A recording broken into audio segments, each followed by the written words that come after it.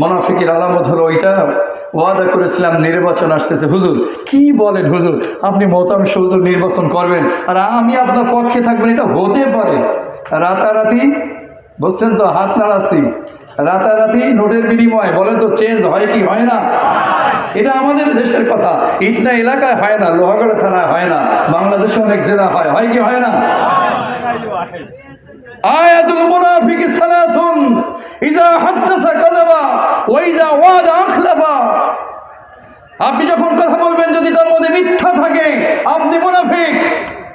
আপনি যে ওয়াদা করেছেন, ওয়াদা যদি রক্ষা না করেন, আমার নবী বলেছেন মুনাফিকের আলামতের মধ্যে আরেকটা গুণ আপনার মধ্যে পাওয়া গেল।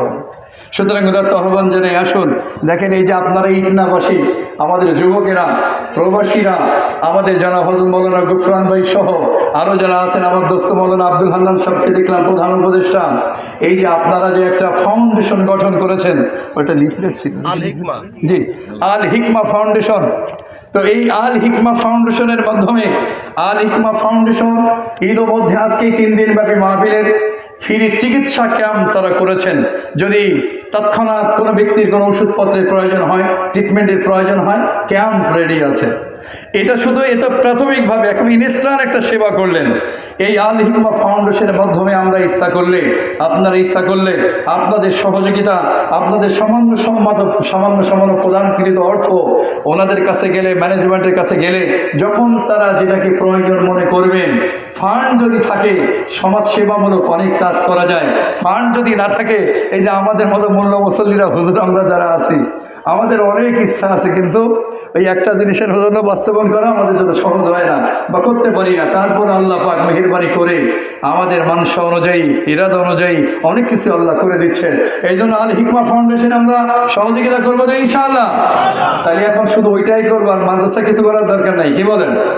জানমাল দিয়ে এখানে ওলামা ইকরামের ডিপো, ওলামা ইকরামের কারখানা, ওলামা ইকরামরা যদি না থাকেন, তাহলে আজকে আমাদেরকে কে দিক নির্দেশনা দেবেন বলেন? এই জন্য ওলামা ইকরামের ডিপো যেখানে আছে, আমি আপনি জানমাল বাজি রেখে এই প্রতিষ্ঠানের অগ্রযাত্রার জন্য, অগ্রগতির জন্য, ইমপ্রুভমেন্টের জন্য, এই প্রতিষ্ঠান আরও যাতে অগ্রসর হতে পারে, সেই জন্য আমরা জানমাল ব্যয় করবো তো ইনশাআল্লাহ।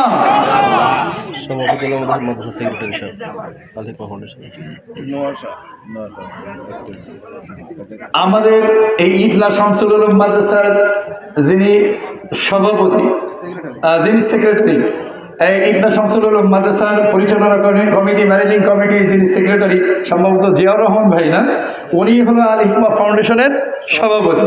তো সেই জন্য এই মাদ্রাসা কমিটি আল হিকমা কমিটির সাথে ওতপ্রোতভাবে একটা সম্পর্ক আছে। তো এই জন্য আমরা এই আল হিকমা ফাউন্ডেশনের সহযোগিতা করব।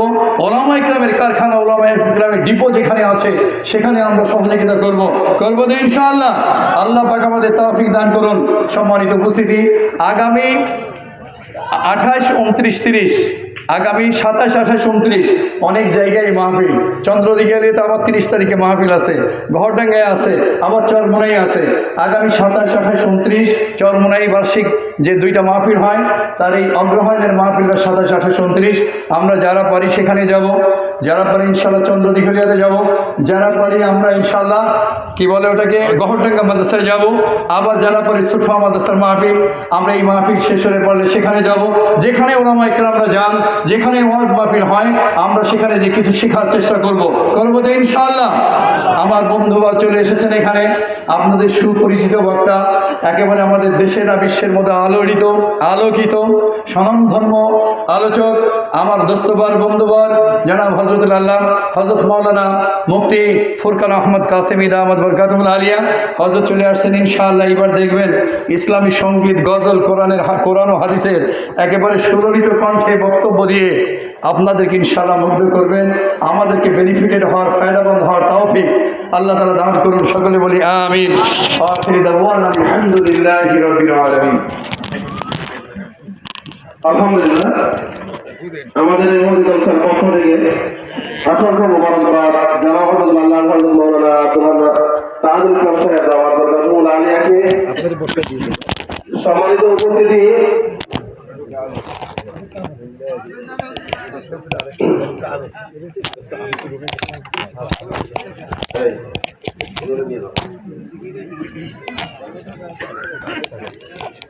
সম্মানিত উপস্থিতি, আমাদের মাদ্রাসার